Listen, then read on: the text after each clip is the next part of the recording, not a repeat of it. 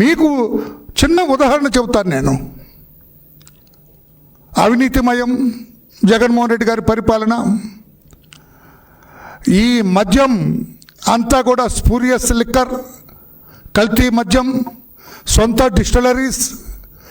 ఈ మద్యం మొత్తం కూడా రాష్ట్ర వ్యాప్తంగా ఈ మద్యం సరఫరా కావచ్చు, ఈ మద్యాన్ని అమ్మకం పెట్టడం కానీ, ప్రభుత్వ షాపుల్లో విక్రయించడం కానీ, ఇదంతా కూడా సూపర్వైజ్ చేసేది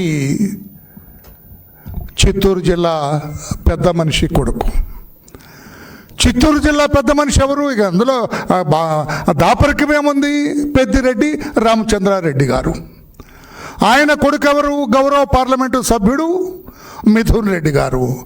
ఆయన నేపథ్యంలో రాష్ట్రంలో 4 సంవత్సరాల 2 నెలలు మద్యం యథేచ్ఛగా